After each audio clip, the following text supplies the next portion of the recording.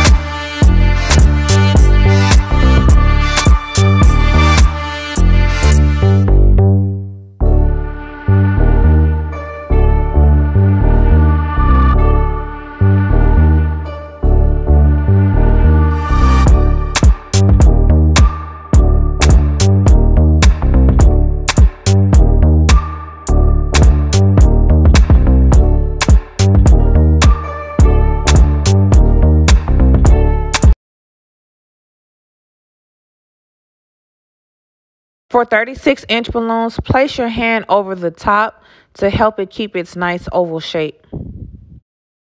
Overall, I will say that Tuftex balloons generally have a nice shaped balloon for the larger sizes. I have worked with some other companies and the balloons are more pear shaped, but Tuftex typically has a good oval shaped balloon. And that helps because if it's already like oval shape, I don't have to manipulate the balloon by placing less air in it, pushing it against my skin too much. It's just already a pretty shape.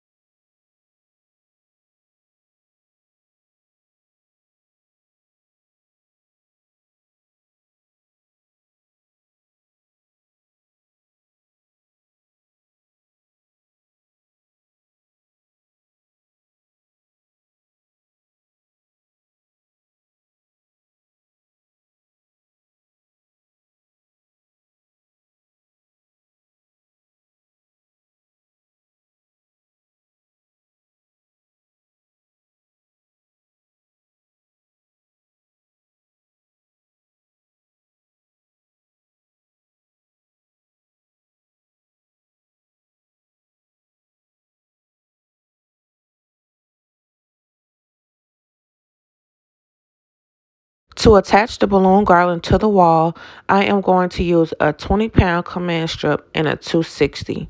Typically, I allow my command strip to sit on the wall for 10 minutes before I attach my balloon garland so that I can make sure that the command strip is secure. This is what the neck of balloon should look like when tied together.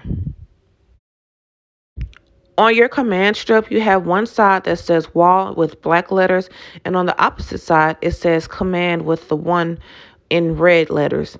The wall side should be attached to the wall, and the opposite side is where you're going to put your command post on. Like I said, let that command strip sit for at least 10 minutes, maybe 20, while you're building your garland so that you make sure that it's secure and that your garland won't fall. I typically use a 20-pound or more command strip for my garlands, and I normally put at least 2 command posts depending on how big my garland is going to be. And if it's going to be larger, I position it maybe on the right or the left side of the wall so that I can make sure that I have more than one command strip securing that garland.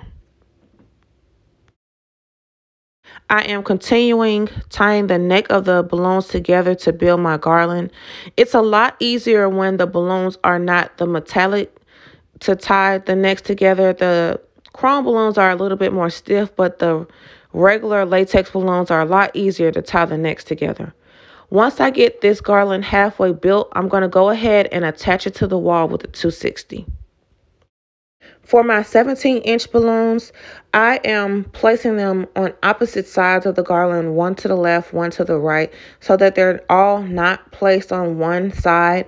And when I get the garland attached to the wall, if I need to move the positioning of them, I can simply just twist the balloons around and put an 11-inch in the back or put an 11-inch to the right.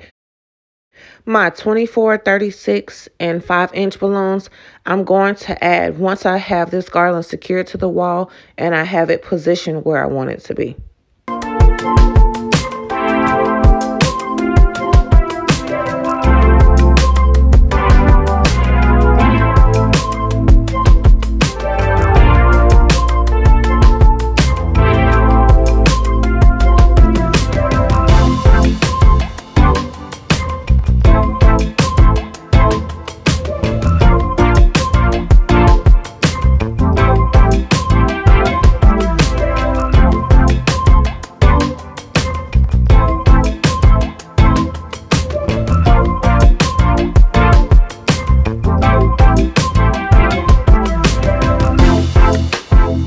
So now that I'm attaching my balloon garland to the wall, like I told you, I attach my 260 to the command strip.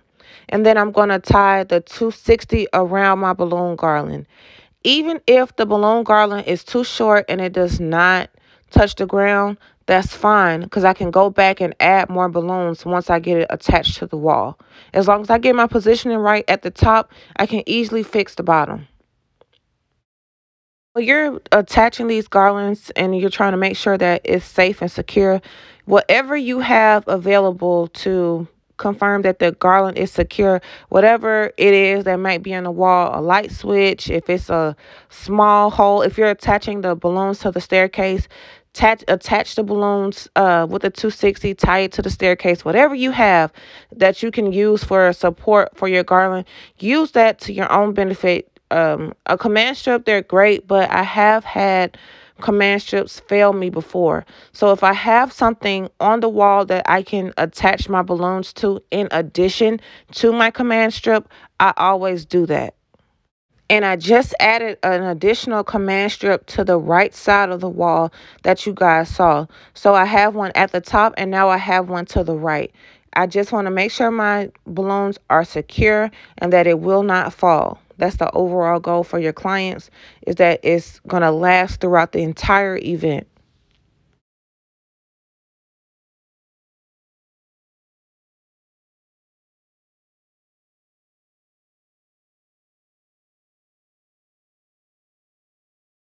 So I had one of my 17-inch balloons in the back of the garland, and I wanted to switch it around and put it to the front so it could be seen more. So I simply just adjust the balloons. The balloons are not fragile, guys. If you do not overinflate the balloons, you can really touch them, you can move them around, and you don't have to worry about them popping. So underinflate your balloons, push them against your skin, make sure that they're oval shape in the beginning, and you'll be good to go when you're manipulating your garland. To make this garland more plush and fluffy and to add more detail, I use 260s. I have a balloon tied to each side of my 260, and I am going to wrap it around my garland that's already placed against the wall. So you can add your balloons, you can turn them around, you can make it how you want it to look. So keep watching, guys. Let's finish this garland up. I'm going to put some balloons at the top to cover up one of those holes. And I'm going to add some more at the bottom just to make it a little bit more full. And you guys keep watching. Let's see how this garland turned out.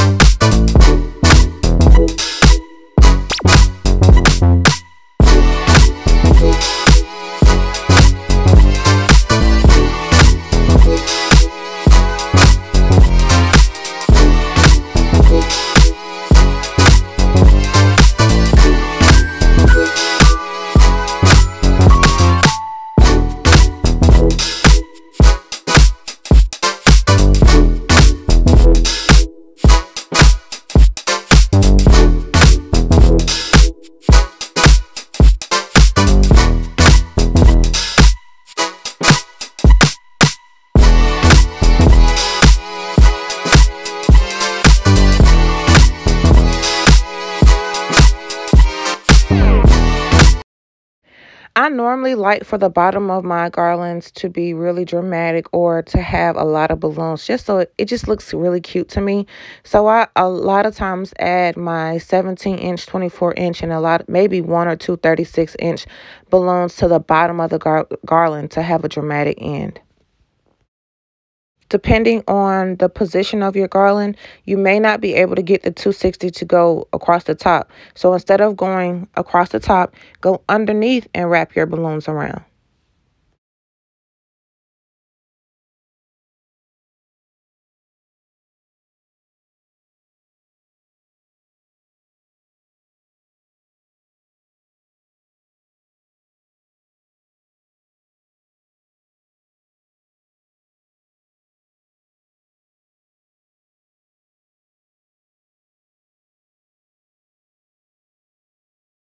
The reason that I prefer using a 260 to add details to my balloon garlands instead of a glue dot is because it's not permanent. Just before, you saw me have a 36-inch balloon that I was going to attach there, and I did not like how I had so many big balloons in one place. So I put 3 smaller balloons there, 3 11-inch balloons. And even if I don't like that, I can simply remove that 260 and put it somewhere else. So I like having the option to move my balloons around with the 260 than with a glue dot and it being permanent.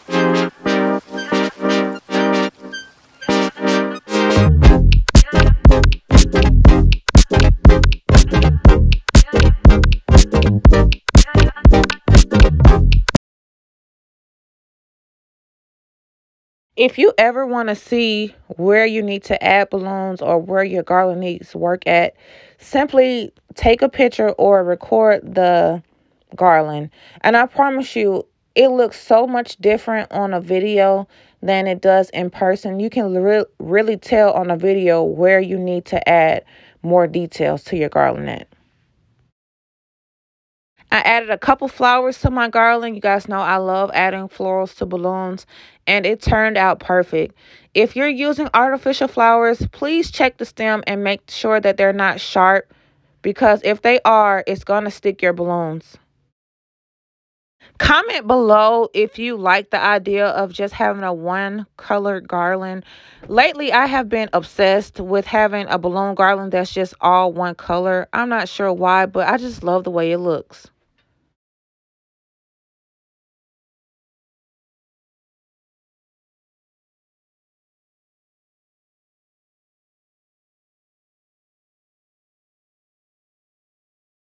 And guys, make sure if you have a set of flowers that are heavy, put that to the bottom of your garland, because you don't want to put it to the top and it holds your garland down and it ends up falling off the wall. So just put the heavier set of florals to the bottom of your garland and instead of the top.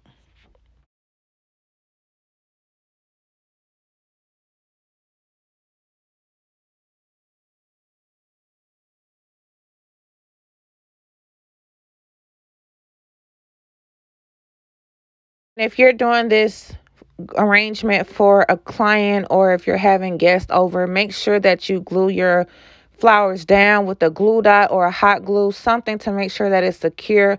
This was just for the video, so I don't typically glue mine down, but if I were doing this for a client, I would absolutely put glue dots on there to make sure that my florals were secure.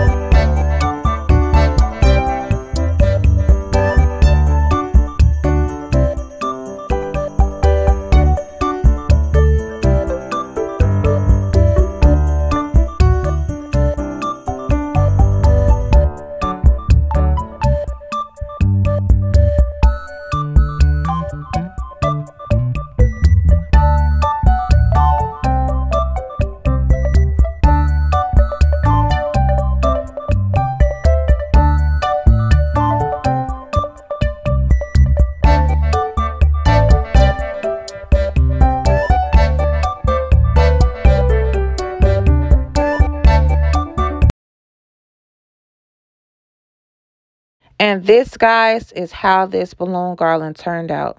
It's cute. It's simple. I, again, am falling in love with balloons that are just all one color. I added an old baby sign to it because I just thought it fit really well. And it turned out really cute. And if you guys see here, this is what I was talking about. For the sake of the video, I did not add a balloon there because I wanted you guys to see me add the the 260 to the light switch. But whatever you have available, use it to your own benefit for the sake of it being secure. Thank you guys so much for watching. I really appreciate you guys liking and subscribing to the channel. Until next time, you guys be safe and you have a good one.